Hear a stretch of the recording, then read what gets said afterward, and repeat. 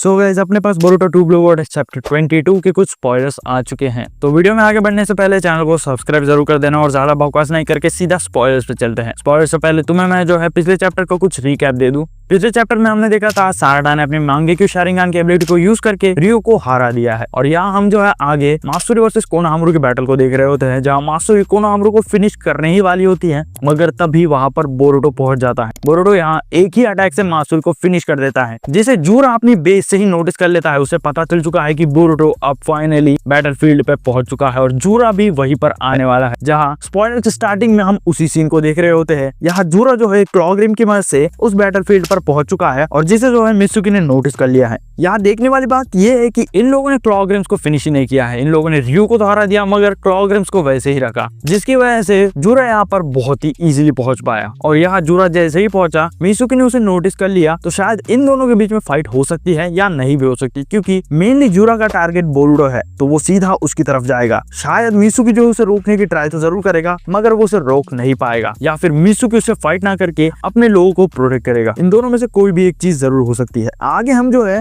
Boruto versus जूरा की fight देख रहे होते हैं, जहां हम देख रहे होते हैं कि बोरुटो अपने स्वॉर्ड को निकाल के जूरा के ऊपर अटैक कर रहा है और यहाँ हमें पता चलता है कि आखिर जूरा कितना ज्यादा पावरफुल है और क्यों काशिन कोजी उससे इतना ज्यादा डरता है, क्योंकि यहाँ बोरुटो के स्वॉर्ड को जूरा ने सिर्फ एक ही फिंगर से ब्लॉक कर दिया है और वो यहाँ अपनी मिडिल फिंगर यूज कर रहा है। यानी कि ये बंदा जो है इसके अटैक को ब्लॉक भी कर रहा है और इसे चिढ़ा भी रहा है। लिटरली बंदा भाई मिडिल फिंगर से बोरुटो के अटैक को ब्लॉक कर रहा है। बोरुटो का वो अटैक जिसे जो है मात्सुकी रोक भी नहीं पाई और एक ही अटैक में फिनिश हो गई थी, उस अटैक को जूरा इजीली ब्लॉक कर रहा है। और यहाँ हमें जो है काशिन कोजी की उस बात को याद करना होगा जहाँ उसने कहा था कि जब उसने जो फ्यूचर देखा था उन सभी पॉसिबिलिटीज में बोरुटो जूरा से हारा है, मतलब बोरुटो ये बैटल भी हारने वाला है। मगर यहाँ बोरुटो का मेन ऑब्जेक्टिव जूरा से फाइट करना नहीं है, वो जो है कोनोहामारू और बाकी लोगों को बचाने आया है। तो शायद वो जो है जूरा से कंटिन्यूअसली फाइट नहीं करेगा, वो उसके ऊपर कुछ अटैक्स करेगा और वहां से निकल जाएगा। या फिर दूसरी पॉसिबिलिटी ये हो सकती है कि जूरा जो है बोरुटो को बहुत ज्यादा इंजर्ड कर दे, जिसकी वजह से बोरुटो को वहां से भागना पड़े। इसके चांसेस बहुत ही ज्यादा है, क्योंकि जूरा का ऑब्जेक्टिव अभी ये नहीं कि वो जो इनसे फाइट करे, वो बोरुटो को मारने आया है, जिसका मतलब उसका प्राइमरी टारगेट सिर्फ बोरुटो है। तो वो बाकी लोगों को छोड़कर सिर्फ बोरुटो के ऊपर ही अटैक करेगा और वो इतना ज्यादा पावरफुल तो है कि वो बोरुटो को इजीली हरा सकता है। मतलब यहाँ बोरुटो के जीतने के चांसेस बहुत ही ज्यादा कम है। तो ये बैटल का रिजल्ट तो हमें पता है,